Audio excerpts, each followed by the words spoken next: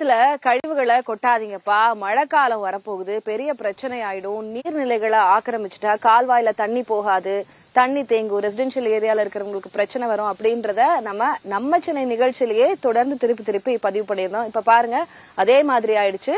செய்தியாளர் ஆனந்தன் இது தொடர்பான தகவல்களை வழங்க இருக்கிறார். எந்த ஏரியால என்ன பிரச்சனை, எங்க தண்ணி தேங்கி நிக்குது, எதனால அப்படின்றத விளக்குறார்.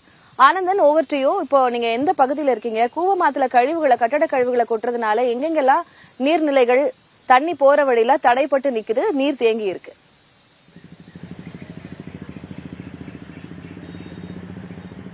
திலகவதி, நான் பாடி குப்பம் பகுதியில தான் நான் நின்று கொண்டிருக்கிறேன். நீங்க நிக்கக்கூடிய இடம் செம்பரம்பாக்கத்துல தண்ணீர் நிரம்பினா இந்த கூவம் ஆற்றில தான் நிரம்பி கடலுக்கு செல்லும்.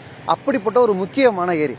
சென்னையில ஒட்டுமொத்தமாக 532 இடங்கள்ல மழை காலங்கள்ல தண்ணீர் தேங்கி நிற்கும் என்று கணக்கீடு செய்யப்பட்டிருக்கு.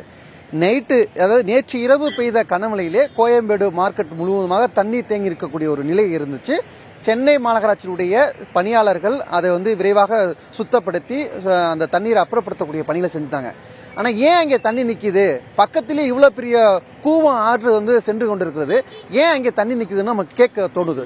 இந்த கூவம் ஆற்றுல சுமார் 21 கிலோமீட்டர் தொலைவில் மேம்பாலம் கட்டக்கூடிய பணி தொடர்ந்து நடைபெற்றிருக்கு. மதுரவையிலிருந்து சென்னை துறைமுகம் வரை மேம்பால பணி நடைபெற்றிருக்கு. இதற்காக தூணு அமைக்கக்கூடிய பணி தொடர்ந்து நடைபெற்று வருவதன் காரணமாக அந்த தூணு அமைக்கும் போது இந்த கூவம் ஆற்றில் கட்டிட கழிவுகளை நிரப்பி அந்த தூணு அமைக்கக்கூடிய பணி நடைபெறுவதன் காரணமாக வெளியிலேருந்து வரக்கூடாது, அதாவது மற்ற பகுதியில் ஊருக்குள்ளேருந்து வரக்கூடிய தண்ணீரானது தேங்கி நிற்கக்கூடிய நிலை தான் இருக்கு. இப்ப நீங்க பாருங்க, அந்த கூவம் ஆற்றிலேயே தண்ணி எந்த ஒரு மூமெண்ட்டுமே இல்லாம நிலை இருக்கிறது. ஏன்னா அங்க தடுத்து அந்த தூண் அமைக்கக்கூடிய பணி நடைபெற்றுவதன் காரணமாக தேங்கி நிற்கக்கூடிய நிலை இருக்குது. இதை உடனடியாக அப்புறப்படுத்தணும். தேசிய பசுமை தீர்மானத்துல செப்டம்பர் 30ஆம் தேதிக்குள்ள இந்த கட்டட கழிவுலாம் அப்புறப்படுத்தணும் சொல்லியிருக்காங்க. ஆனா அடுத்த மாசம் வடகிழக்கு பருவமழை தொடங்க இருக்கிறது. முன்னெச்சரிக்கை எடுக்க நடவடிக்கைகளை தமிழக முதல்வர் விரைவாக எடுக்கணும் தமிழக முதல்வரும் தொடர்ந்து சொல்லிட்டு இருக்காங்க.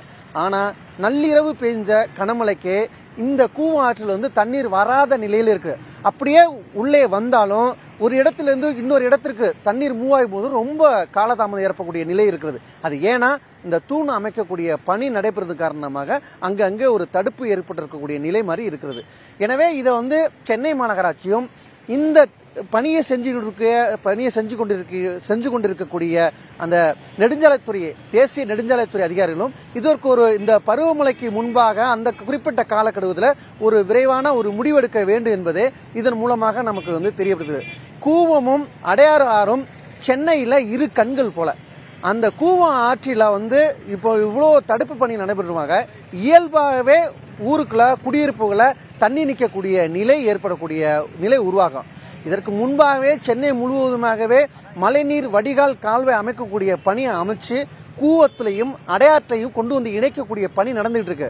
மற்றொரு புறம் மெட்ரோ பணி நடந்துகிட்டு இருக்கு, அதுலேயும் காலதாமதம் இருக்கிறது. எனவே இந்த போன்ற இடங்கள்ல சரி செய்து பருவமழைக்கு முன்பாக முன்னெச்சரிக்கை நடவடிக்கை எடுக்க வேண்டும் என்பதே மக்களுடைய எதிர்பார்ப்பாகிறது. இதை பூர்த்தி செய்தால் மட்டுமே வரக்கூடிய காலங்களில் தண்ணீர் குடியிருப்புகள் தேங்கி நிற்காம நடவடிக்கை எடுக்க முடியும். திலகவதி, கண்டிப்பா ஆனந்தன். 2015 பெருவெள்ளத்துல இருந்தே நம்ம நிறைய பாடங்களை கத்துக்கிட்டோம். ஆனாலும் வருஷம் நம்ம பாடம் கத்துக்க வேண்டிய நிலைமை வந்துருமோ அப்படின்ற ஒரு அச்சமும் ஏற்படுது. நிச்சயமா மாநகராட்சி இதற்கான நடவடிக்கையை துரிதப்படுத்தணும் அப்படின்றத எதிர்பார்ப்பார்க்க. உங்களுடைய கள தகவல்களுக்கு நன்றி ஆனந்தன்.